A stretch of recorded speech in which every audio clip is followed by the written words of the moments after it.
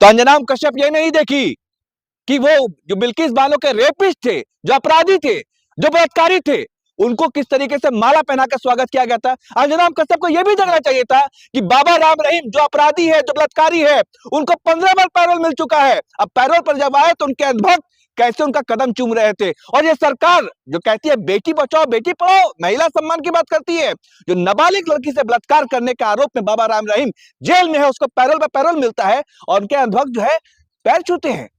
चुनाव जब जब फायदा लेना होता है तब भारतीय जनता पार्टी की तरफ से उनको क्या दिया था, ये तब अंजनाम कश्यप का मुंह नहीं खुलता है, तब ये नहीं बोलती हैं। ये कहती हैं पत्रकार है, ये खुद महिला है। शर्म की बात है, इनको समझना चाहिए कि क्या एक मतलब आज के देश में, आज के जमाने में एक पत्रकार के बारे में कहा जाता है भाई, पत्रकार का जो कलम होता है, पत्रकार की जो बोली होती है, उससे सत्ता और सियासत हिल जाती है। खींचो ना कमानों को ना तलवार निकालो, जब तोप मुकाबिल हो तो अखबार निकालो। ये थी हमारी पत्रकारिता, ये था हमारा अखबार।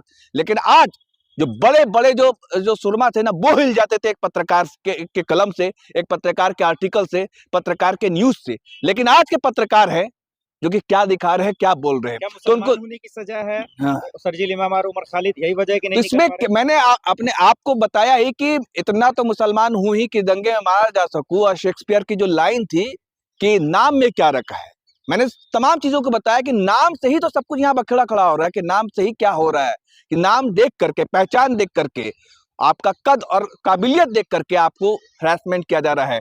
आप शर्जील इमाम को देखिए, कितने काबिल है, कितने पढ़े लिखे हैं, उनको जेल में डाल दिया गया। ठीक है, उन्होंने कुछ अगर गलत किया था तो आप चलाओ, तो अगर वो उनके पर मुकदमा, आप क्यों नहीं ट्रायल कर रहे हो, इजराइल क्यों नहीं कर रहे हो, बस रखे हुए अंदर में।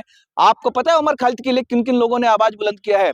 अमेरिका के 8 सांसदों ने लेटर लिख करके ये बताया, कहा कि इनको जमानत दो। जो हमारे एम्बेसी के लोग थे, हमारे जो अमेरिका में एम्बेसडर है, उनको कहा कि इनको जमानत दो, नाराजगी जाहिर की, नहीं मिलता है जमानत। क्या वजह होगा इनको रोकने का? देखिए, ये तो कोर्ट का अपना फैसला है, इस पर तो मैं कोई टिप्पणी नहीं करूंगा। लेकिन बहुत बड़े व्यक्ति हैं, उनका नाम था शेक्सपियर। उन्होंने कहा था कि धर्म नाम में क्या रखा है।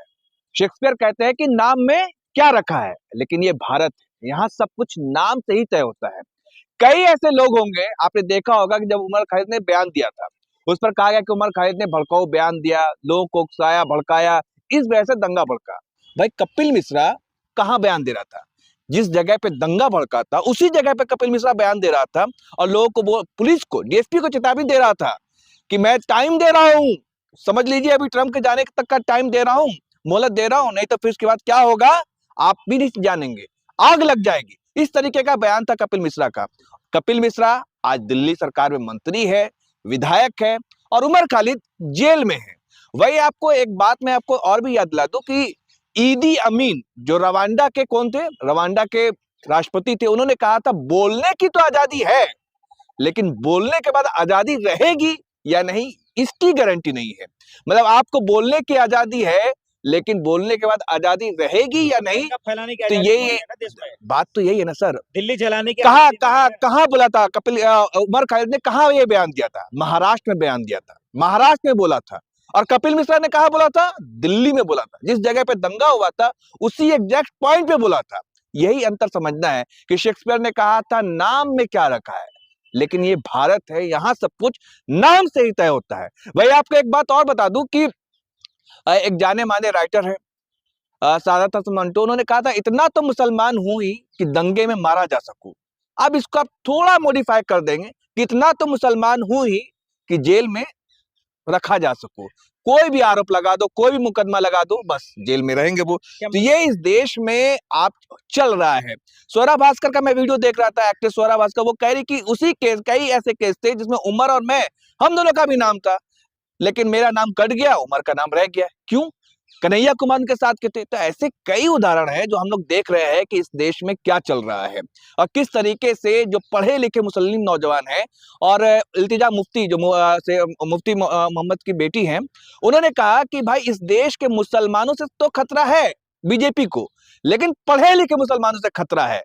अंजनाम कश्यप ने कहा कि तमाम दंगाई निकल रहे, उनका फूल माला से स्वागत हो रहा है। तो अंजनाम कश्यप ये नहीं देखी कि वो जो बिल्किस बानो के रेपिस्ट थे, जो अपराधी थे, जो बलात्कारी थे, उनको किस तरीके से माला पहना कर स्वागत किया गया था। अंजुम कश्यप को यह भी जानना चाहिए था कि बाबा राम रहीम जो अपराधी है, जो बलात्कारी है, उनको 15 बार पैरोल मिल चुका है। अब पैरोल पर जब आए तो उनके अधभक्त कैसे उनका कदम चूम रहे थे। और ये सरकार जो कहती है बेटी बचाओ बेटी पढ़ाओ, महिला सम्मान की बात करती है, जो नाबालिग लड़की से बलात्कार करने के आरोप में बाबा राम रहीम जेल में है, उसको पैरोल पर पैरोल मिलता है और उनके अधभक्त जो है पैर छूते हैं।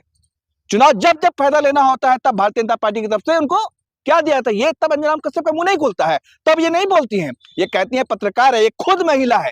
शर्म की बात है, इनको समझना चाहिए कि क्या एक मतलब आज के देश में, आज के जमाने में एक पत्रकार के बारे में कहा जाता है भाई, पत्रकार का जो कलम होता है, पत्रकार की जो बोली होती है, उससे सत्ता और सियासत हिल जाती है। खींचो ना कमानों को ना तलवार निकालो, जब तोप मुकाबिल हो तो अखबार निकालो। ये थी हमारी पत्रकारिता, ये था हमारा अखबार।